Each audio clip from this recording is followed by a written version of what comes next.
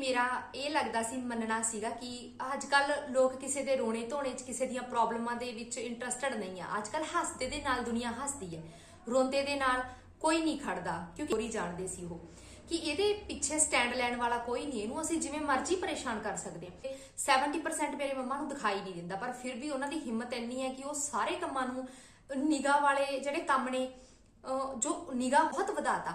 ਹੁਣ ਹੱਥ ਚੱਕਣ ਦੇ ਨਾਲ ਨਾਲ ਬਾਹਾਂ ਮਰੋੜਨੀਆਂ, ਕੁੱਟਾਂ ਮਾਰੀਆਂ, ਬਾਲ ਖਿੱਚਣੇ, ਨੋਚਣਾ, ਇਹ ਸਾਰੀਆਂ ਚੀਜ਼ਾਂ ਬਹੁਤ ਵੱਧ ਗਈਆਂ। ਸਮਝਦਾਰ ਸੀ, ਪੜ੍ਹੇ ਲਿਖੇ ਪਰਿਵਾਰ, ਸਿਆਣੇ ਸੀ, ਉਹਨਾਂ ਨੇ ਮੇਰਾ ਬਹੁਤ ਸਾਥ ਦਿੱਤਾ। ਹੁਣ ਰਹਿ ਗਈਆਂ ਸਾਡੀਆਂ ਮੇਰੀਆਂ ਭੂਆ ਸੱਸਾਂ ਤੇ ਮੇਰੀ ਨਨਾਣ, ਉਹ ਮੇਰਾ ਸਾਥ ਕਿਉਂ ਦੇਣਗੀਆਂ ਜੀ? ਕਿਉਂਕਿ ਉਹ ਤਾਂ ਉਹਨਾਂ ਦੀ ਟੀਮ 'ਚ ਹੀ ਸ਼ਾਮਲ ਨੇ ਨਾ।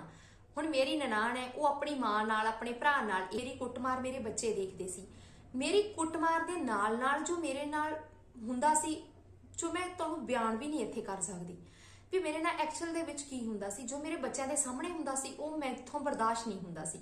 ਕਿਉਂਕਿ ਇੱਕ ਸ਼ਰਾਬੀ ਬੰਦਾ ਜੋ ਕਿ ਬਹੁਤ ਜ਼ਿਆਦਾ ਸ਼ਰਾਬ ਪੀਂਦਾ, ਕਿ ਉਹਨਾਂ ਨੂੰ ਮਤਲਬ ਉਹਨਾਂ ਦੇ ਕੱਪੜੇ ਪਾਏ ਆ ਉਹ ਬਿਲਕੁਲ ਨੰਗੇ ਖੜੇ ਆ ਜਾਂ ਕਿਸ ਤਰ੍ਹਾਂ ਨੇ, ਉਹਨਾਂ ਨੂੰ ਕੋਈ ਹੋਸ਼ ਨਹੀਂ ਰਹਿੰਦੀ ਸੀ। ਬੱਚਿਆਂ ਦੇ ਸਾਹਮਣੇ ਇਸ ਤਰ੍ਹਾਂ ਰਹਿੰਦੇ, ਮੇਰੇ ਨਾਲ ਨੋਚਾ ਕਰੋਟੀ ਕਰਦੇ, ਬਾਲ ਖਿੱਚਣੇ, ਪਕੜਨਾ, ਇਸ ਤਰ੍ਹਾਂ ਬੱਚਿਆਂ ਦੇ ਸਾਹਮਣੇ ਉਹ ਸਭ ਕਰਨਾ ਜੋ ਕੋਈ ਵੀ ਕੱਚਾ ਪੇਰੈਂਟਸ ਆਪਣੇ ਬਾਰਿਆ ਸੀ। ਸਾਰੇ ਰਿਸ਼ਤੇਦਾਰ ਸੀ ਉਹ ਇਹਨਾਂ ਨਾਲ ਬਾਈਕਾਟ ਕਰ ਚੁੱਕੇ ਸੀ, ਕਿਉਂਕਿ ਉਹਨਾਂ ਦੇ ਕਹਿਣ ਤੇ 10 ਪੰਚਾਇਤਾਂ ਹੁੰਦੀਆਂ ਸੀ, 10 ਪੰਚਾਇਤਾਂ ਦੇ ਹੋਣ ਤੇ ਵੀ ਇਹਨਾਂ ਨੇ ਕਿਸੇ ਵੀ ਰਿਸ਼ਤੇਦਾਰ ਦੀ ਇੱਕ ਗੱਲ ਨਹੀਂ ਮੰਨੀ। ਤਾਂ ਇਹਨੂੰ ਵੀ ਪਤਾ ਹੈ ਕਿ ਪਹਿਲਾਂ ਮਾਂ ਪੇਕੀ ਬੈਠੀ ਹੈ ਤਾਂ ਲੋਕ ਕੀ ਕਹਿਣਗੇ ਕਿ ਪਹਿਲਾਂ ਮਾਂ ਨਹੀਂ ਵਸੀ ਔਰ ਹੁਣ ਧੀ ਨਹੀਂ ਵਸਦੀ।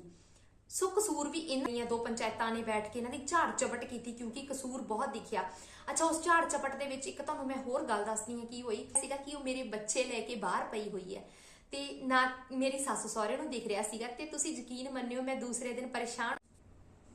ਵੀਡੀਓ ਦੇਖਣ ਵਾਲੇ ਸਾਰੇ ਭੈਣ ਭਰਾਵਾਂ ਦਾ ਸਵਾਗਤ ਹੈ ਜੀ, ਤੇ ਸਾਰਿਆਂ ਨੂੰ ਪਿਆਰ ਭਰੀ ਸਤਿ ਸ਼੍ਰੀ ਅਕਾਲ। ਉਮੀਦ ਕਰਦੇ ਹਾਂ ਸਾਰੇ ਜਣੇ ਖੁਸ਼ ਆਬਾਦ ਹੋਵੋਗੇ, ਤੰਦਰੁਸਤ ਹੋਵੋਗੇ ਤੇ ਵਾਹਿਗੁਰੂ ਦੀ ਸਭ ਤੇ ਉੱਪਰ ਕਿਰਪਾ ਹੋਏਗੀ। ਤੇ ਮੈਂ ਅੱਜ ਵੀਡੀਓ ਸ਼ੁਰੂ ਕਰਨ ਤੋਂ ਪਹਿਲਾਂ ਤੁਹਾਡੇ ਸਾਰਿਆਂ ਦਾ ਧੰਨਵਾਦ ਕਰਦੀ ਹਾਂ, ਤਾਂ ਜੋ ਤੁਸੀਂ ਪਿਛਲੀਆਂ ਵੀਡੀਓਜ਼ ਨੂੰ ਬਹੁਤ ਵਧੀਆ ਪਿਆਰ ਦਿੱਤਾ ਹੈਗਾ। ਮੈਂ ਇੰਨਾ ਉਮੀਦ ਨਹੀਂ ਕੀਤੀ ਸੀ ਕਿ ਇੰਨੀ ਜਲਦੀ ਮੇਰੀ ਵੀਡੀਓਜ਼ ਨੂੰ ਤੁਸੀਂ ਸਾਰੇ ਜਣੇ ਇੰਨਾ ਪਿਆਰ ਦਿਓਗੇ, ਐਪਰੀਸ਼ੀਏਟ ਕਰੋਗੇ ਤੇ ਸੋਹਣੇ ਸੋਹਣੇ ਕਮੈਂਟ ਕਰਨ ਲਈ ਸਾਰਿਆਂ ਦਾ ਧੰਨਵਾਦ ਜੀ। ਕਿਉਂਕਿ ਮੇਰਾ ਇਹ ਲੱਗਦਾ ਸੀ, ਮੰਨਣਾ ਸੀਗਾ ਕਿ ਅਜਕਲ ਲੋਕ ਕਿਸੇ ਦੇ ਰੋਣੇ ਧੋਣੇ 'ਚ ਕਿਸੇ ਦੀਆਂ ਪ੍ਰੋਬਲਮਾਂ ਦੇ ਵਿੱਚ ਇੰਟਰਸਟਡ ਨਹੀਂ ਆ। ਅਜਕਲ ਹੱਸਦੇ ਦੇ ਨਾਲ ਦੁਨੀਆ ਹੱਸਦੀ ਹੈ, ਰੋਂਦੇ ਦੇ ਨਾਲ ਕੋਈ ਨਹੀਂ ਖੜਦਾ, ਕਿਉਂਕਿ ਕਿਸੇ ਦੇ ਰੋਣੇ ਧੋਣੇ ਨੂੰ ਸੁਣਨਾ ਕਿਸੇ ਕੋਲ ਟਾਈਮ ਹੀ ਨਹੀਂ ਹੈ, ਪਸੰਦ ਹੀ ਨਹੀਂ ਕਰਦੇ ਲੋਕ। ਪਰ ਇਹ ਚੀਜ਼ ਨੇ ਅੱਜ ਸਾਬਿਤ ਕੀਤਾ ਕਿ ਨਹੀਂ, ਲੋਕ ਇਸ ਤੋਂ ਵੀ ਜ਼ਿਆਦਾ ਦੁਖੀ ਨੇ, ਪਰੇਸ਼ਾਨ ਨੇ।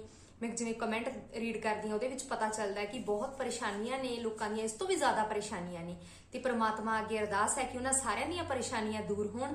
ਪ੍ਰਮਾਤਮਾ ਸਭ ਨੂੰ ਆਪਣੀਆਂ ਪਰੇਸ਼ਾਨੀਆਂ ਨਾਲ ਲੜਨ ਦੀ ਹਿੰਮਤ ਬਖਸ਼ਣ ਤੇ ਸਾਰੇ ਜਣੇ ਆਪਣਾ ਹੌਸਲਾ ਨਾ ਛੱਡਿਓ। ਜਿਸ ਨੂੰ ਵੀ ਕੋਈ ਪਰੇਸ਼ਾਨੀ ਹੈ ਉਹ ਆਪਣੀ ਪਰੇਸ਼ਾਨੀ ਦਾ ਡਟ ਕੇ ਸਾਹਮਣਾ ਕਰਿਓ, ਕਿਉਂਕਿ ਪਰੇਸ਼ਾਨੀ ਇਨਸਾਨਾਂ ਤੇ ਹੀ ਹੁੰਦੀ ਹੈ। ਮੇਰਾ ਮੰਨਣਾ ਇਹ ਹੈ ਕਿ ਇਨਸਾਨਾਂ ਤੇ ਹੀ ਵਕਤ ਆਉਂਦਾ ਹੈ ਔਰ ਇਨਸਾਨ ਹੀ ਵਕਤ ਦੇ ਵਿੱਚੋਂ ਬਾਹਰ ਨਿਕਲਦੇ ਹੈ।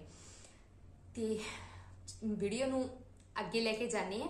ਜਿਹੜੀ ਮੇਰੀ ਪਿਛਲੇ ਵੀਡੀਓ ਦੇ ਵਿੱਚ ਗੱਲ ਸੀਗੀ ਉਹ ਤੁਹਾਡੇ ਨਾਲ ਇਹ ਸੀਗੀ ਕਿ ਮੇਰੇ ਜਿਹੜੇ ਸਹੁਰਾ ਪਰਿਵਾਰ ਸੀ ਉਹਨਾਂ ਨੇ ਜਿਵੇਂ ਦਾਜ ਦਹੇਜ ਦੇ ਨਾਲ ਨਾਲ, ਹੁਣ ਦੇਖੋ ਜੀ, ਦਾਜ ਦਹੇਜ ਤਾਂ ਹਰ ਕੁੜੀ ਤੋਂ ਆਪਾਂ ਸੁਣਿਆ ਹੋਣਾ ਵੀ ਹਰ ਕੁੜੀ ਦਾ ਮਾਪਿਓ ਦਾਜ ਦਹੇਜ ਦਿੰਦਾ ਹੈ। ਸੋ ਮੇਰਿਆਂ ਨੇ ਵੀ ਦਿੱਤਾ, ਕੋਈ ਇਹਦੇ ਵਿੱਚ ਦੋ ਰਾਏ ਨਹੀਂ। ਪਰ ਮੇਰਾ ਸਹੁਰਾ ਪਰਿਵਾਰ, ਸਹੁਰੇ ਪਰਿਵਾਰ ਦੇ ਨਾਲ ਮੇਰੇ ਸਹੁਰਿਆਂ ਦਾ ਪਿੰਡ ਜਾਣਦਾ ਹੈ ਕਿ ਮੇਰੇ ਪੇਕਿਆਂ ਨੇ ਮਤਲਬ ਜਿੰਨਾ ਕੁਝ ਮੈਨੂੰ ਦਿੱਤਾ ਹੈ ਉਹ ਹਰ ਕੋਈ ਮਾਪਿਓ ਇਸ ਤਰ੍ਹਾਂ ਨਹੀਂ ਦਿੰਦਾ, ਕਿਉਂਕਿ ਘਰ ਦੇ ਵਿੱਚ ਛੋਟੀਆਂ ਛੋਟੀਆਂ ਚੀਜ਼ਾਂ ਦੀਆਂ ਜ਼ਰੂਰਤਾਂ ਵੀ ਮੇਰੇ ਘਰਦਿਆਂ ਨੇ ਪੂਰੀਆਂ ਕੀਤੀਆਂ ਮੇਰੀਆਂ। ਜਿਵੇਂ ਘਰ ਦੇ ਵਿੱਚ ਕਲੇਸ਼ ਨੂੰ ਮਿਟਾਉਣ ਲਈ, ਹੁਣ ਘਰ ਵਿੱਚ ਰਾਸ਼ਨ ਖਤਮ ਹੋ ਗਿਆ ਤਾਂ ਉਹ ਵੀ ਇੱਕ ਟਾਈਮ ਮੇਰੇ ਪੇਕੇ ਸੀ ਜੋ ਗੱਡੀ ਭਰ ਕੇ ਮੇਰੇ ਕੋਲ ਸਿੱਟ ਜਾਂਦੇ ਸੀ ਕਿ ਚਲੋ ਇਹਨਾਂ ਦਾ ਟਾਈਮ ਟੱਪ ਜੇ।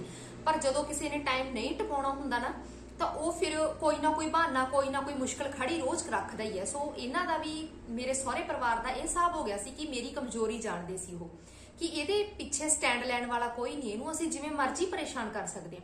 ਔਰ ਇਹਦੀ ਮੰਮੀ ਹੈ ਜੋ ਵੀ, ਮੇਰੇ ਮੰਮੀ ਜੀ ਵੀ ਜੋ ਵੀ ਉਹ ਮਿਹਨਤ ਕਰਦੇ ਆ, ਕਮਾਉਂਦੇ ਆ, 4 ਰੁਪਏ ਆਉਂਦੇ ਆ ਉਹਨਾਂ ਕੋਲ ਵੀ। ਮੇਰੀ ਮੰਮੀ ਕਿਉਂਕਿ ਪਸ਼ੂਆਂ ਨੂੰ ਸਾਂਭਦੇ ਸੀ, ਕਾਫੀ ਮਾਤਰਾ 'ਚ ਪਸ਼ੂ ਰੱਖਦੇ ਸੀ ਮੇਰੇ ਮੰਮੀ, ਜਿਵੇਂ 15-16 ਪਸ਼ੂਆਂ ਨੂੰ ਸੰਭਾਲਣਾ, ਇਕੱਲੇ ਹੀ ਕੰਮ ਕਰਦੇ ਸੀ ਮੰਮੀ। ਦੁੱਧ ਵੇਚਦੇ ਸੀ, ਉਹਨਾਂ ਦੇ ਵਿੱਚੋਂ ਮੇਰੀਆਂ ਜ਼ਰੂਰਤਾਂ ਪੂਰੀਆਂ ਕਰਦੇ ਸੀ ਤੇ ਕੁਝ ਉਹ ਆਪਣੇ ਜਿਵੇਂ ਇਲਾਜ ਵਗੈਰਾ ਤੇ ਉਹ ਕਿਸੇ ਤੇ ਬੋਝ ਨਹੀਂ ਬਣਦੇ ਸੀ। ਜਿਵੇਂ ਮੇਰੇ ਮੰਮੀ ਇੱਥੇ ਪਿਛਲੇ 30 ਸਾਲ ਤੋਂ ਰਹਿ ਰਹੇ ਆ, 25 ਤੋਂ 30 ਸਾਲ ਹੋ ਗਏ ਮੇਰੇ ਮੰਮੀ ਨੂੰ, ਮੰਮੀ ਨੂੰ 25 ਨਹੀਂ 20 ਸਾਲ ਹੋ ਗਏ ਮੇਰੀ ਮੰਮੀ ਨੂੰ ਆਪਣੇ ਪੇਕੇ ਪਰਿਵਾਰ ਰਹਿੰਦੇ ਹੋਇਆ। ਹਾਂਜੀ, 20 ਸਾਲ ਹੋ ਚੁੱਕੇ ਆ।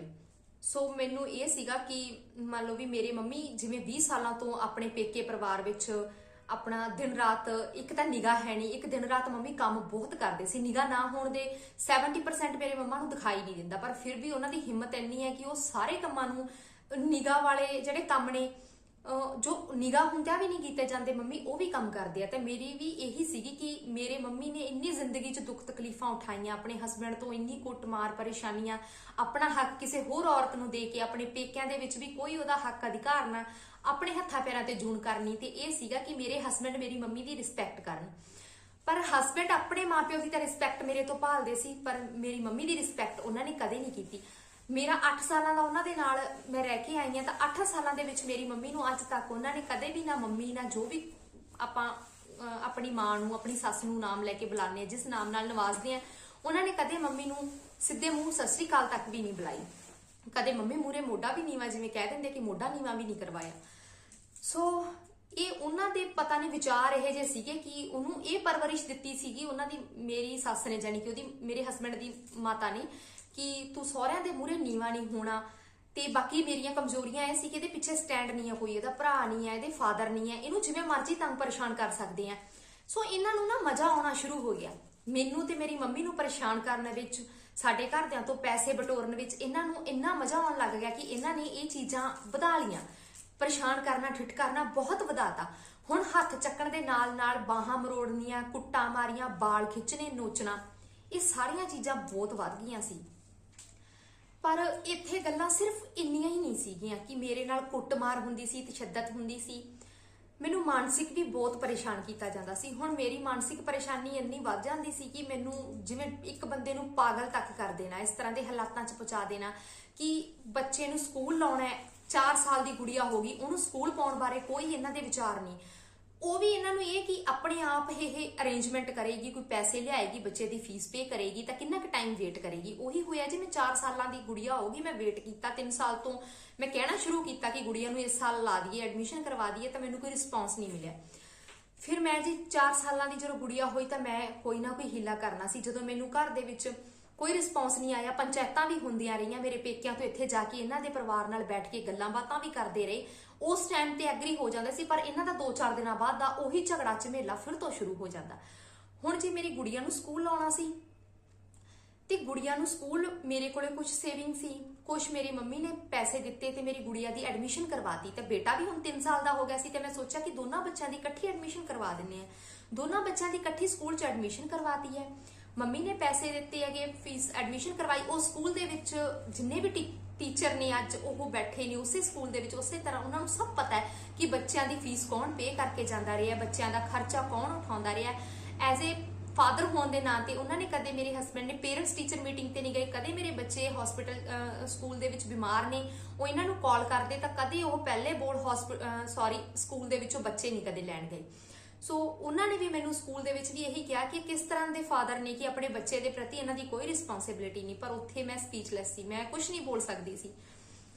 ਇਹ ਚੀਜ਼ਾਂ ਹੁਣ ਦੇਖੋ ਮੇਰੇ ਲਈ ਇਹ ਆਮ ਜੀ ਗੱਲ ਹੋ ਗਈ, ਕਿਉਂਕਿ ਮੈਂ ਇਸ ਚੀਜ਼ ਨਾਲ ਹੰਡ ਚੁੱਕੀ ਸੀ, ਮੈਂ ਸਮਝ ਚੁੱਕੀ ਸੀ ਕਿ ਮੇਰੀ ਐਗਜ਼ੈਕਟ ਇੱਥੇ ਇੱਜ਼ਤ ਕੀ ਹੈ, ਇਹ ਕਿਸ ਤਰ੍ਹਾਂ ਦੇ ਸੁਭਾਅ ਦੇ ਬੰਦੇ ਨੇ, ਜਾਂ ਮੇਰੇ ਬੱਚਿਆਂ ਪ੍ਰਤੀ ਇਹਨਾਂ ਦੀਆਂ ਜ਼ਿੰਮੇਵਾਰੀਆਂ ਦੇ ਪ੍ਰਤੀ ਇਹ ਕਿੰਨੇ ਕੁ ਜਾਗਰੂਕ ਨੇ। ਇਹ ਸਾਰੀਆਂ ਚੀਜ਼ਾਂ ਮੈਨੂੰ ਸਮਝ ਆ ਗਈਆਂ ਸੀ।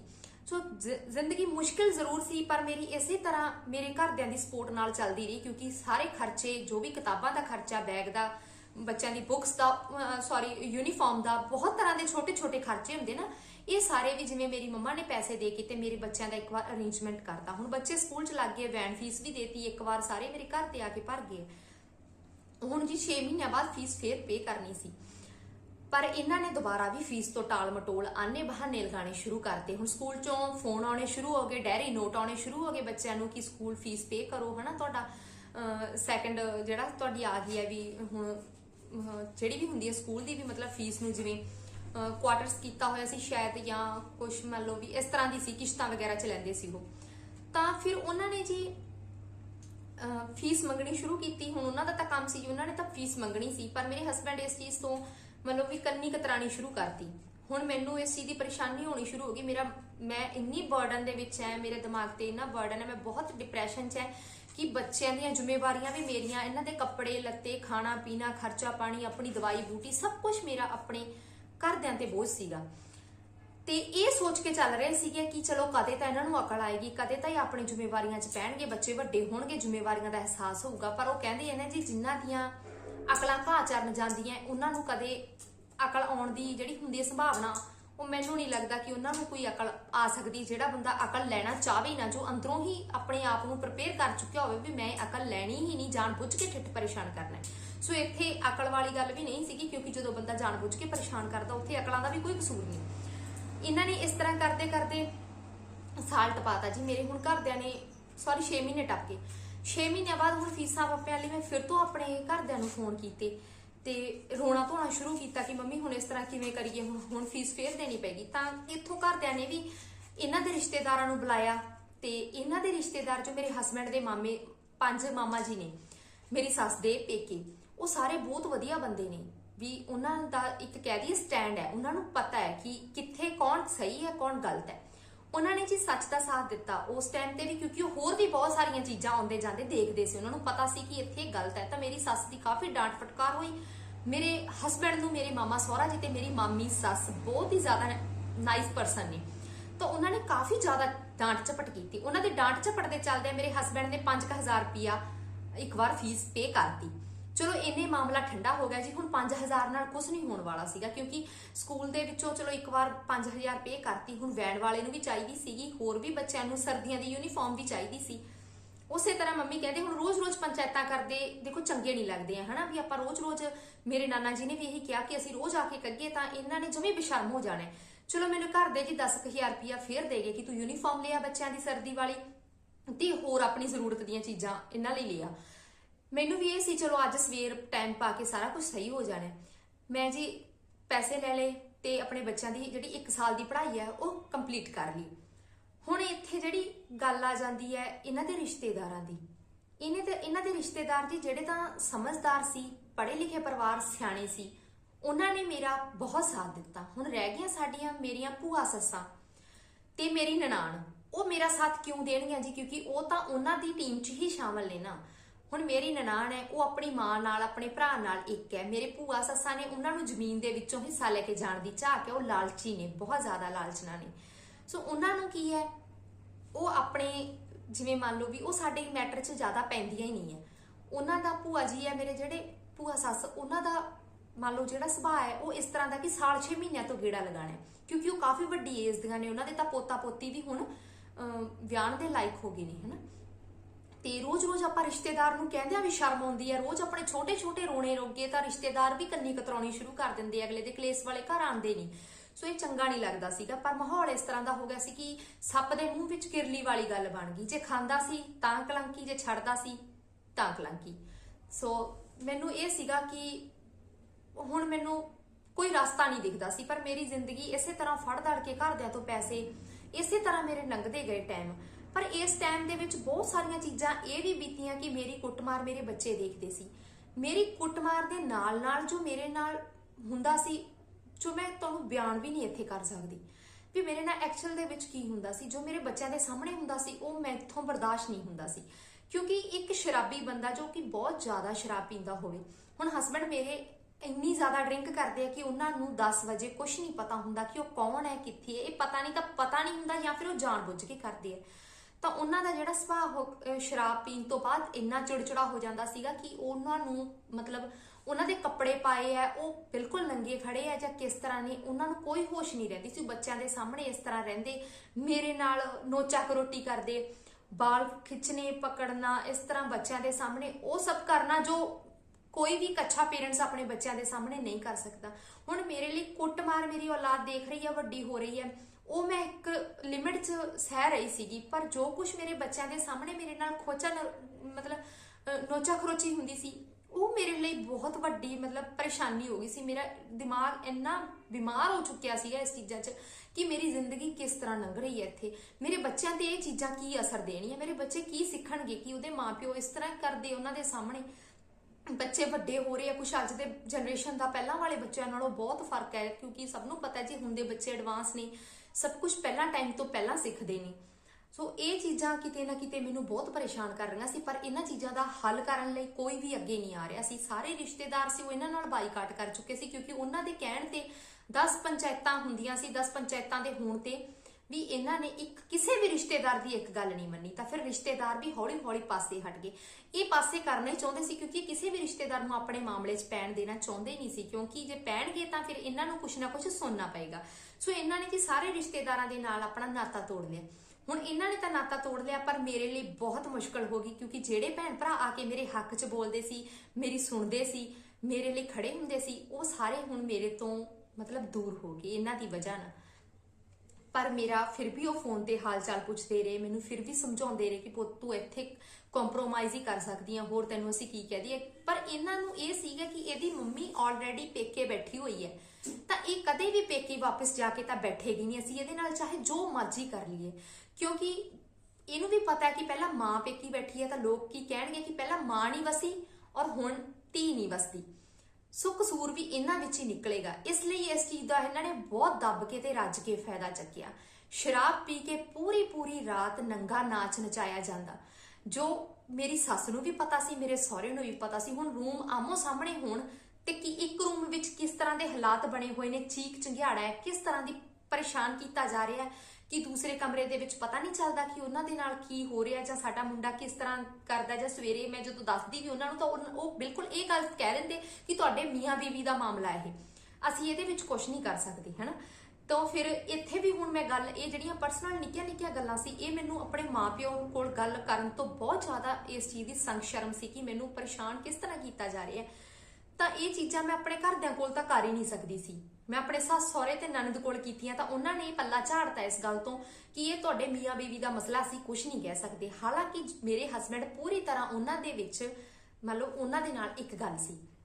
ਤੇ ਜਿਹੜੀ ਆਪਣੀ ਸ਼ੁਰੂਆਤ ਦੇ ਵਿੱਚ ਗੱਲ ਹੋਈ ਸੀ ਜੀ, ਉਹ ਸੀ ਵੀ ਘਰ ਦੇ ਪੈਸੇ ਲਾਉਣ ਦੀ। ਇਹਨਾਂ ਨੇ, ਜਿਵੇਂ ਮੇਰੀ ਮੰਮੀ ਬਹੁਤ ਜ਼ਿਆਦਾ ਮਿਹਨਤ ਕਰਦੇ ਸੀਗੇ, ਦੁੱਧ ਪਾਉਂਦੇ ਸੀ, ਉਹਨਾਂ ਕੋਲ ਪੈਸਾ ਹੁੰਦਾ ਸੀ, ਤਾਂ ਇਹਨਾਂ ਤੋਂ ਜਰਿਆ ਨਹੀਂ ਜਾਂਦਾ ਸੀਗਾ ਕਿ ਉਹ ਪੈਸਾ ਕਿਵੇਂ ਨਾ ਕਿਵੇਂ ਹੁਣ ਕਿਸੇ ਨਾ ਕਿਸੇ ਬਹਾਨੇ ਦੇ ਵਿੱਚ ਅਸੀਂ ਕਢਵਾ ਲਈਏ। ਜਿਵੇਂ ਫੀਸਾਂ ਫੱਪਿਆਂ ਤੇ ਤਾਂ ਮੰਮੀ ਕੱਢ ਹੀ ਚੁੱਕੀ ਸੀ। ਫਿਰ ਇਹਨਾਂ ਨੇ ਕੀ ਕੀਤਾ, ਜਦੋਂ ਰਿਸ਼ਤੇਦਾਰ ਟੁੱਟ ਗਏ, ਇਸ ਤਰ੍ਹਾਂ ਦੇ ਘਰ ਵਿੱਚ ਕਿਚ ਕਚਹਿਰਾ ਤੇ ਬਹੁਤ ਜ਼ਿਆਦਾ ਕੰਮ ਵੱਧ ਗਿਆ। ਇਹਨਾਂ ਤੇ ਪੰਚਾਇਤਾਂ ਬੁਲਾਈਆਂ ਗਈਆਂ, 2 ਪੰਚਾਇਤਾਂ ਨੇ ਬੈਠ ਕੇ ਇਹਨਾਂ ਦੀ ਝਾੜ ਚਪਟ ਕੀਤੀ, ਕਿਉਂਕਿ ਕਸੂਰ ਬਹੁਤ ਦਿਖਿਆ। ਅੱਛਾ, ਉਸ ਝਾੜ ਚਪਟ ਦੇ ਵਿੱਚ ਇੱਕ ਤੁਹਾਨੂੰ ਮੈਂ ਹੋਰ ਗੱਲ ਦੱਸਦੀ ਹਾਂ ਕੀ ਹੋਈ। ਮੈਂ ਉਸ ਰੌਲੇ ਦੇ ਵਿੱਚ ਕੁੱਟਮਾਰ ਤੋਂ ਬਾਅਦ ਜਿਵੇਂ ਵਿੱਚ ਕਦੇ ਹੱਥ ਚੱਕ ਦੇਣਾ, ਪਰੇਸ਼ਾਨ ਹੋ ਜਾਣਾ, ਤਾਂ ਮੈਂ ਆਪਣੇ ਪੇਕੇ ਜਿਵੇਂ 4 ਦਿਨ ਲਾਇਆ ਨਹੀਂ।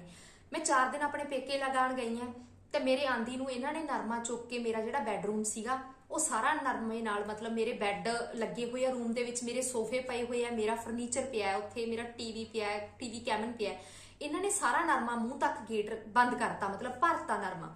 ਮੈਂ 4 ਦਿਨਾਂ ਬਾਅਦ ਵਾਪਸ ਆਈ ਹਾਂ, ਮੈਂ ਦੇਖਿਆ, ਬੜੀ ਸ਼ੌਕਡ ਰਹਿ ਗਈ ਕਿ ਮੇਰਾ ਸਾਰਾ ਰੂਮ ਨਰਮੇ ਨਾਲ ਭਰਿਆ ਹੋਇਆ।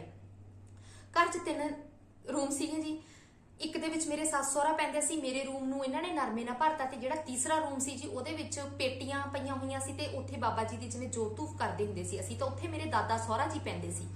ਤਾਂ ਇਹਨਾਂ ਨੇ, ਮੇਰੀ ਸੱਸ ਨੇ ਮਤਲਬ ਇਹ ਕਹਿਤਾ ਕਿ ਪੋਹ ਮਾਘ ਦੇ ਦਿਨ ਸੀਗੀ ਜੀ, ਬਹੁਤ ਜ਼ਿਆਦਾ ਠੰਡ ਸੀ ਤੇ ਗੈਲਰੀ ਸਾਡੀ ਉਦਾਂ ਹੀ ਖੁੱਲੀ ਜਿਹਦੇ ਵਿੱਚ ਧੁੰਦ ਤਰੇਲ ਪੈ ਰਹੀ ਹੈ।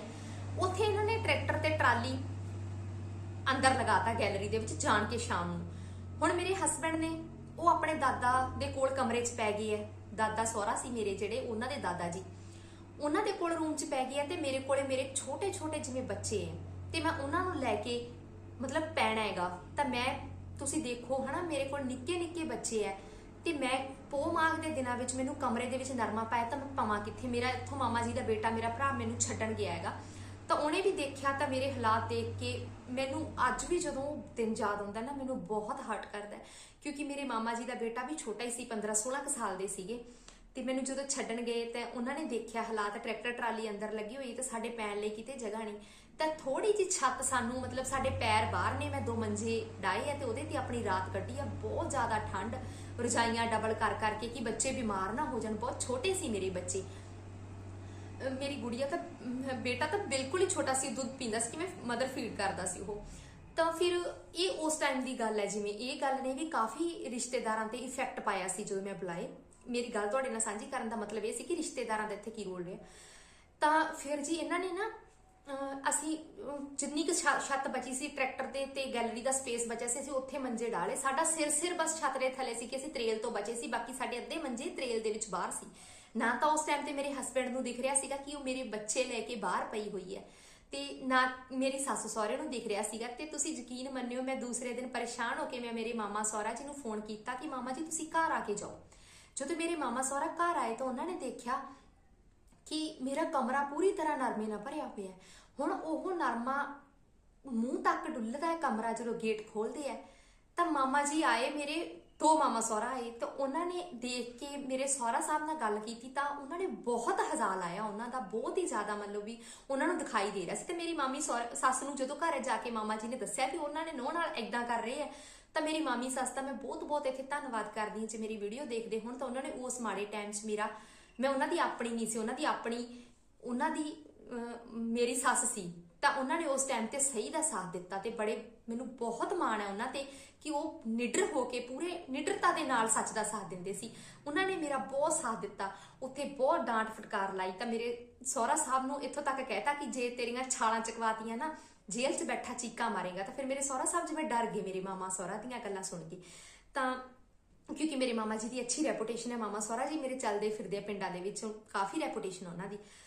ਤਾਂ ਉਹਨਾਂ ਨੇ ਜੀ ਇਹ ਕਹਿਤਾ ਕਿ ਕਮਰਾ ਇਹ ਵਿਹਲਾ ਕਰ ਲੈ ਚੱਲ, ਤਾਂ ਮੇਰੇ ਹਸਬੈਂਡ ਨਾਲ ਲੱਗ ਗਏ। ਤੁਸੀਂ ਦੇਖੋ ਜੀ, ਮੇਰੇ ਨਿੱਕੇ ਬੱਚੇ ਤੇ ਮੈਂ ਸਾਰਾ ਕਮਰਾ ਜਿਹੜਾ ਨਰਮੇ ਦਾ ਭਰਿਆ ਹੋਇਆ ਸੀ, ਉਹ ਪੰਡਾ ਬੰਨ ਮੇਰੇ ਹਸਬੈਂਡ ਨੇ ਮੇਰੇ ਸਿਰ ਤੇ ਰੱਖੀਆਂ ਤੇ ਮੈਂ ਉਸ ਨਰਮੇ ਨੂੰ ਟਰਾਲੀ ਵਿੱਚ ਲੱਦਿਆ। ਇਹਨਾਂ ਨੇ ਉਹ ਸਾਰਾ ਕਮਰਾ, ਮੈਂ ਬਹੁਤ ਮਤਲਬ ਢੂਈ ਟੁੱਟਣ ਲੱਗ ਗਈ, ਬਾਡੀ ਪੇਨ ਹੋਣ ਲੱਗ ਗਿਆ, ਕਿਉਂਕਿ ਸਾਰਾ ਇੰਨਾ ਨਰਮਾ ਕੱਢਣਾ ਕੋਈ ਸੌਖੀ ਗੱਲ ਨਹੀਂ ਸੀਗੀ। ਤਾਂ ਮੈਂ ਜੀ ਉਹ ਸਾਰੇ ਫਸਲ ਜਿਵੇਂ ਬਾਹਰ ਕੱਢ ਕੇ ਆਪਣਾ ਕਮਰਾ ਧੋਤਾ ਬੈਠੀ। ਤੇ ਇੱਥੇ ਜੀ ਰਿਸ਼ਤੇਦਾਰਾਂ ਦੇ ਨਾਲ ਮਤਲਬ ਇਹਨਾਂ ਦਾ ਅੱਗੇ ਵਧਦੇ ਹਾਂ ਹੁਣ ਵੀਡੀਓ 'ਚ, ਰਿਸ਼ਤੇਦਾਰਾਂ ਦੇ ਨਾਲ ਇਹਨਾਂ ਦਾ ਸਾਰਿਆਂ ਦਾ ਵੱਟ ਹੋ ਗਿਆ ਕਿ ਰਿਸ਼ਤੇਦਾਰ ਇਦਾਂ ਆ ਕੇ ਕਿਵੇਂ ਬੋਲ ਸਕਦੇ ਆ ਸਾਨੂੰ ਸਾਡੀ ਨੂੰਹ ਦੇ ਸਾਹਮਣੇ। ਤਾਂ ਇਹਨਾਂ ਨੇ ਮੇਰੇ ਮਾਮਾ ਸਹੁਰਿਆਂ ਦੇ ਨਾਲ ਪੂਰੀ ਤਰ੍ਹਾਂ ਹੀ ਨਾਤੇ ਤੋੜ ਲਏ ਕਿ ਸਾਡੇ ਤੁਸੀਂ ਮਾਮਲੇ 'ਚ ਨਹੀਂ ਆਉਣਾਗਾ, ਬੋਲਣਾ ਬੁਲਾਉਣਾ ਬਿਲਕੁਲ ਛੱਡ ਦਿੱਤਾ। ਤਾਂ ਫਿਰ ਉਹ ਵੀ ਵਿਚਾਰੇ ਹੁਣ ਕਿਸ ਤਰ੍ਹਾਂ ਆ ਸਕਦੇ ਸੀ ਜਦੋਂ ਉਹਨਾਂ ਦੇ ਆਪਣੇ ਰਿਸ਼ਤੇ ਭੈਣ ਭਣੋਈਆ ਹੀ ਉਹਨਾਂ ਤੋਂ ਪਾਸਾ ਵੱਟ ਰਹੇ ਸੀ, ਕਿਉਂਕਿ ਸੱਚ ਦੇ ਨਾਲ ਖੜਨ ਵਾਲਿਆਂ ਨਾਲ ਹਮੇਸ਼ਾ ਐਵੇਂ ਹੀ ਹੁੰਦਾ ਜੀ। ਤਾਂ ਉੱਥੋਂ ਗੱਲ ਚੱਲੀ ਜਿਵੇਂ ਕਿ ਰਿਸ਼ਤੇਦਾਰ ਪਿੱਛੇ ਹਟ ਗਏ ਸਾਰੇ, ਹੁਣ ਰਹਿ ਗਈ ਮੈਂ ਇਕੱਲੀ। ਤੇ ਇਹਨਾਂ ਨੇ ਕਿਹਾ ਕਿ ਸਾਡੇ ਸਿਰ ਬਲੇਮ ਲੱਗਦੇ ਨੇ, ਸਾਰੇ ਰਿਸ਼ਤੇਦਾਰ ਸਾਨੂੰ ਹੀ ਮਾੜਾ ਕਹਿੰਦੇ ਨੇ ਕਿ ਇਹਨਾਂ ਦੇ ਪੈਰੋਂ ਹੁੰਦਾ ਜੋ ਕੁਝ ਵੀ ਲੜਾਈ ਝਗੜਾ ਹੁੰਦਾ। ਤਾਂ ਇਹਨਾਂ ਨੇ ਬੈਠ ਕੇ ਸੋਚਿਆ ਕਿ ਕਿਉਂ ਨਾ ਆਪਾਂ, ਸਾਡੇ 2 ਘਰ ਨੇ, ਮੇਰੇ ਸਹੁਰਾ ਪਰਿਵਾਰ ਨਾ 5 ਘਰ ਛੱਡ ਕੇ ਪੁਰਾਣਾ ਇੱਕ ਹੋਰ ਘਰ ਆ, ਬਹੁਤ ਸੋਹਣੇ ਰੂਮ ਪਾਏ ਹੋਏ ਆ ਉੱਥੇ ਵੀ, ਤੇ ਕਿਚਨ ਹੈ, ਬਾਥਰੂਮ ਹੈ, ਬਹੁਤ ਵਧੀਆ ਘਰ ਤਿਆਰ ਹੋਇਆ ਵੈ। ਤਾਂ ਮੇਰੇ ਸੱਸ ਸਹੁਰਾ ਨੇ ਸੋਚਿਆ ਕਿ ਕਿਉਂ ਨਾ ਆਪਾਂ ਇਹਨੂੰ ਚੰਗੀ ਤਰ੍ਹਾਂ, ਹੁਣ ਉਹ ਰੜਕ ਸੀ ਇਹਨਾਂ ਦੇ ਅੰਦਰ ਵੀ ਰਿਸ਼ਤੇਦਾਰਾਂ ਦੇ ਸਾਹਮਣੇ ਸਾਡੀ ਬੇਇੱਜ਼ਤੀ ਹੋਈ ਹੈ, ਸਾਨੂੰ ਉਹ ਇਦਾਂ ਮੰਦਾ ਚੰਗਾ ਬੋਲ ਕੇ ਗਏ ਆ, ਤਾਂ ਅਸੀਂ ਹੁਣ ਬਦਲਾ ਲੈਣਾ ਇਹਦੇ ਨਾਲ ਗਿਣ ਕੇ। ਇਹਨਾਂ ਨੇ ਜੀ ਅੱਡ ਹੋਣ ਦਾ ਫੈਸਲਾ ਕਰ ਲਿਆ ਕਿ ਅਸੀਂ ਤਾਂ ਅੱਡ ਉਸ ਘਰ ਦੇ ਵਿੱਚ ਚਲੇ ਜਾਂਦੇ ਆ, ਬਈ ਆਪਣਾ ਤੁਸੀਂ ਨਿਪਟੋ। ਹੁਣ ਨਿਪਟਣ ਦਾ ਕਾਰਨ ਇਹ ਸੀਗਾ ਕਿ ਪੁੱਤ ਤਾਂ ਉਹਨਾਂ ਦੀ ਮੁੱਠੀ ਵਿੱਚ ਹੈ ਨਾ, ਜਿਵੇਂ ਮਰਜ਼ੀ ਨਾਚ ਨਚਾਉਣ, ਹੁਣ ਉਹਨਾਂ ਦੇ ਸਿਰ ਕੋਈ ਇਲਜ਼ਾਮ ਨਹੀਂ ਆਊਗਾ, ਚਾਹੇ ਉਹ ਮੈਨੂੰ ਕੁੱਟੂਗਾ ਮਾਰੂਗਾ, ਜਿੱਦਾਂ ਦੀ ਵੀ ਮੇਰੀ ਜ਼ਿੰਦਗੀ ਮੇਰੀ ਜੰਨੂ ਬਣਾਊਗਾ, ਤਾਂ ਉਹਦੇ ਵਿੱਚ ਵੀ ਸੱਸ ਤੇ ਸਹੁਰਾ ਮੇਰੇ ਤੇ ਨਨਦ ਮੇਰੀ ਸਾਈਡ ਤੇ ਹੋ ਜਾਣਗੇ। ਤੇ ਹੋਇਆ ਵੀ ਇਸ ਤਰ੍ਹਾਂ ਜੀ, ਉਹ ਆਪਣੀ ਮਰਜ਼ੀ ਦੇ ਨਾਲ ਘਰ ਛੱਡ ਕੇ ਦੂਸਰੇ ਘਰ 'ਚ ਸ਼ਿਫਟ ਹੋ ਜਾਂਦੇ ਆ। ਮੇਰੇ ਪੇਕਿਆਂ ਨੇ ਬਹੁਤ ਸਮਝਾਇਆ ਵੀ ਤੁਸੀਂ ਅੱਡ ਕਿਉਂ ਹੋ ਰਹੇ ਹੋ, ਤੁਹਾਨੂੰ ਸਾਡੀ ਧੀ ਕੱਪੜੇ ਧੋਤੇ ਨਹੀਂ ਦਿੰਦੀ, ਰੋਟੀ ਨਹੀਂ ਦਿੰਦੀ, ਚਾਹ ਨਹੀਂ ਦਿੰਦੀ, ਜਾਂ ਤੁਹਾਡੀ ਸੇਵਾ ਨਹੀਂ ਕਰਦੀ, ਜੇ ਨਹੀਂ ਕਰਦੀ ਤਾਂ ਤੁਸੀਂ ਸਾਨੂੰ ਦੱਸੋ, ਅਸੀਂ ਬੈਠੇ ਆ, ਅਸੀਂ ਆਪਣੀ ਕੁੜੀ ਨੂੰ ਇੱਥੇ ਤੁਹਾਡੇ ਸਾਹਮਣੇ ਥੱਪੜ ਮਾਰਾਂਗੇ ਮੂੰਹ ਤੇ। ਪਰ ਕਸੂਰ ਇਹ ਕੱਢਣਗੇ ਤਾਂ ਨਾ ਜੇ ਕੁਝ ਇਹਨਾਂ ਨੂੰ ਮਿਲੂਗਾ ਕੱਢਣ ਵਾਸਤੇ। ਪਰ ਜੀ ਇਹਨਾਂ ਨੇ ਚਾਲ ਚੱਲੀ, ਘਰ ਦੂਸਰੇ 'ਚ ਚਲੇ ਗਏ। ਹੁਣ ਮੁਸ਼ਕਲਾਂ ਮੇਰੇ ਲਈ ਇੰਨੀਆਂ ਵੱਧ ਗਈਆਂ ਕਿ ਹਸਬੈਂਡ ਨੇ ਲੇਟ ਆਉਣਾ ਸ਼ੁਰੂ ਕਰਤਾ। ਘਰ ਜਿੱਥੇ 9 ਵਜੇ ਆਉਂਦੇ ਸੀ ਉੱਥੇ 11 ਵਜਣ ਲੱਗ ਗਏ। ਮੈਂ 2 ਨਿੱਕੇ ਮਾਸੂਮਾਂ ਦੇ ਨਾਲ ਉਸ ਜੰਗਲ ਨੂੰ ਘਰ ਦੇ ਵਿੱਚ, ਬਹੁਤ ਵੱਡਾ ਘਰ ਸੀ ਜਿਹੜਾ ਓਪਨ ਪਿਆ ਸੀਗਾ, ਬਿਨਾਂ ਵਿੰਡੋ ਬਿਨਾਂ ਗੇਟ, ਘਰ ਨੂੰ ਕੁਝ ਨਹੀਂ ਲੱਗਿਆ ਹੋਇਆ। ਘਰ ਦੇ ਵਿੱਚ ਕਿਸੇ ਰੂਮ ਨੂੰ ਵਿੰਡੋ ਨਹੀਂ ਲੱਗੀ ਹੋਈ ਸੀ, ਕਿਸੇ ਵੀ ਗੈਲਰੀ ਸੀ ਜੋ ਵਿੱਚ ਲੰਘਦੀ 18-19 ਫੁੱਟ ਚੌੜੀ, ਉਹ ਆਰ ਪਾਰ ਘਰ ਦੇ ਵਿੱਚ ਰੂਮਾਂ ਦੇ ਮੂਹਰ ਦੀ, ਉਹ ਰੂਮਸ ਦੇ ਅੱਗੇ ਜਿਹੜੀਆਂ ਗੈਲਰੀ ਸੀ ਉਹ ਵੀ ਓਪਨ ਪਈ ਹੋਈ ਸੀ, ਉਹਨੂੰ ਕੋਈ ਦਰਵਾਜ਼ਾ ਨਹੀਂ ਸੀ, ਕੁਝ ਨਹੀਂ ਸੀ। ਹੁਣ ਮੇਰੇ ਲਈ ਉਹ ਦਿਨ ਨਿਕਲ ਜਾਂਦਾ ਸੀ ਪਰ ਰਾਤ ਕੱਢਣੀ ਬਹੁਤ ਔਖੀ ਹੋ ਗਈ। ਮੇਰੀਆਂ ਮੁਸ਼ਕਲਾਂ ਇੰਨੀਆਂ ਵੱਧ ਗਈਆਂ ਕਿ ਘਰ ਵਾਲੇ ਨੇ ਸ਼ਰਾਬ ਪੀ ਕੇ ਰਾਤ ਨੂੰ ਕੰਧ ਵੀ ਟੱਪੇ ਆਣਾ, ਕੰਧ ਟੱਪ ਕੇ ਵੀ ਚੱਲ ਜਾਣਾ, ਮਾਂ ਦੇ ਕੋਲ ਹੀ ਰੋਟੀ ਖਾਣੀ ਸ਼ੁਰੂ ਕਰਤੀ, ਆਪਣੇ ਮਾਪਿਓ ਦੇ ਨਾਲ ਮਤਲਬ 10-10 11-11 ਵਜੇ ਤੱਕ ਬੈਠੇ ਰਹਿਣਾ। ਇੱਕ ਦੋਨੋਂ ਮੇਰੇ ਸਹੁਰਾ ਤੇ ਮੇਰੇ ਹਸਬੈਂਡ ਡਰਿੰਕ ਬਹੁਤ ਜ਼ਿਆਦਾ ਕਰਦੇ ਆ, ਇਕੱਠੇ ਬੈਠ ਕੇ ਉਹ ਸ਼ਰਾਬ ਪੀਂਦੇ ਆ। ਸਾਰਾ ਪਿੰਡ ਗਵਾਏ, ਸਾਰੇ ਪਿੰਡ ਦੇ ਵਿੱਚ ਜਿਨ੍ਹਾਂ ਘਰਾਂ ਨੇ ਦੇਖਿਆ ਉਹ ਵੀ ਸਾਰੇ ਹੈਰਾਨ ਨੇ, ਸਾਡੇ ਰਿਸ਼ਤੇਦਾਰਾਂ ਨੇ ਵੀ ਦੇਖਿਆ, ਮੇਰੇ ਮਾਮਾ ਸਹੁਰਾ ਨੇ ਵੀ ਦੇਖਿਆ, ਤੇ ਇਹਨਾਂ ਚੀਜ਼ਾਂ ਦੀ ਬਹੁਤ ਨਿਖੇਧੀ ਕਰੀ ਕਿ ਪਿਓ ਪੁੱਤ ਇਕੱਠੇ ਸ਼ਰਾਬ ਘਰ ਦੀ ਕੱਢ ਕੇ ਪੀਂਦੇ ਆ, ਤੇ ਉਹ ਵੀ ਜੱਗਾਂ ਦੇ ਨਾਲ ਪੀਂਦੇ ਆ। ਲਿਮਿਟ ਹੀ ਕੋਈ ਨਹੀਂ ਸੀ ਇਹਨਾਂ ਦੀ ਡਰਿੰਕ ਕਰਨ ਦੀ।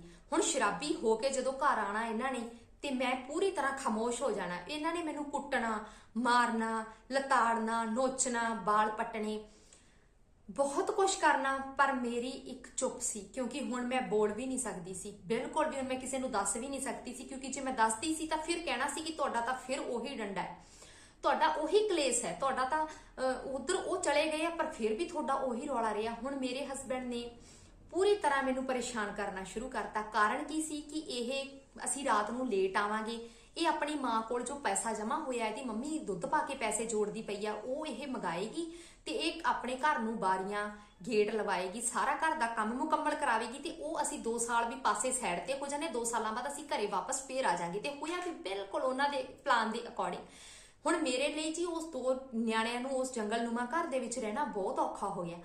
ਮੈਂ ਘਰਦਿਆਂ ਨੂੰ, ਜਿਵੇਂ ਮੇਰੇ ਪੇਕੇ ਮਿਲਣ ਆਏ ਤਾਂ ਮੈਂ ਘਰਦਿਆਂ ਨੂੰ ਕਹਾ, ਉਸ ਤੋਂ ਪਹਿਲਾਂ ਹੀ ਮੇਰੇ ਘਰਦਿਆਂ ਨੇ ਕਿਹਾ ਕਿ ਤੇਰਾ ਬੀਬਾ ਏਦਾਂ ਘਰੇ ਰਹਿਣਾ ਬਹੁਤ ਔਖਾ ਹੋ ਗਿਆ, ਕਿਉਂਕਿ ਮਾਪਿਆਂ ਨੂੰ ਵੀ ਡਰ ਸੀਗਾ ਕਿ ਸਾਡੀ ਬੱਚੀ ਇਕੱਲੇ ਛੋਟੇ ਬੱਚਿਆਂ ਦੇ ਨਾਲ ਇਸ ਘਰ ਦੇ ਵਿੱਚ ਖੁੱਲੇ 'ਚ ਰਹਿੰਦੀ ਹੈ, ਕੱਲ ਨੂੰ ਕੋਈ ਵੀ ਹਾਦਸਾ ਹੋ ਸਕਦਾ ਹੈ, ਕੋਈ ਵੀ ਚੋਰ ਚਕਾਰ ਜਾਂ ਕੁਝ ਵੀ ਏਦਾਂ ਹੋ ਸਕਦਾ ਹੈ ਤੇ ਬਹੁਤ ਹੀ ਗਲਤ ਹੈ। ਤਾਂ ਮੇਰੇ ਘਰਦਿਆਂ ਨੇ ਖੁਦ ਹੀ 50,000 ਰੁਪਇਆ ਮੇਰੇ ਮਾਸੀ ਕੋਲ ਸੇਵਿੰਗ ਸੀ ਤੇ 50,000 ਰੁਪਇਆ ਮੇਰੀ ਮੰਮੀ ਕੋਲ, 1 ਲੱਖ ਰੁਪਏ ਦੇ ਵਿੱਚ ਮੇਰੀ ਘਰ ਦੀ ਗੈਲਰੀਆਂ ਦੇ ਦੋਨੋਂ ਆਰ-ਪਾਰ ਗੇਟ ਲਵਾਤੇ। ਇਸ ਚੀਜ਼ ਦੇ ਗਵਾਹ ਅੱਜ ਵੀ ਮੇਰੇ ਸਹੁਰੇ ਪਰਿਵਾਰ ਦਾ ਹਰ ਘਰ ਗਵਾਹ ਬੈਠਾ ਹੈਗਾ, ਜਿਨ੍ਹਾਂ ਨੇ ਦੇਖਿਆ ਮੇਰੇ ਪੇਕਿਆਂ ਤੋਂ ਮਿਸਤਰੀ ਆਏ, ਪਿਕਅਪ ਤੇ ਸਮਾਨ ਸਾਰਾ ਲੋਡ ਕਰਕੇ ਮੇਰੇ ਪੇਕਿਆਂ ਤੋਂ ਆਇਆ, ਜਿਨ੍ਹਾਂ ਦੇ ਬਿੱਲ ਵੀ ਸਾਡੇ ਕੋਲੇ ਅੱਜ ਮੌਜੂਦ ਨੇ, ਤੇ ਉਹ ਮਿਸਤਰੀ ਵੀ ਜਿੰਦਾ ਜਾਗਦੇ ਸਾਡੇ ਪਿੰਡ ਬੈਠੇ ਨੇ, ਜਿਹੜੇ ਮੇਰੇ ਸਹੁਰੇ ਜਾ ਕੇ ਕੰਮ ਕਰਕੇ ਆਏ।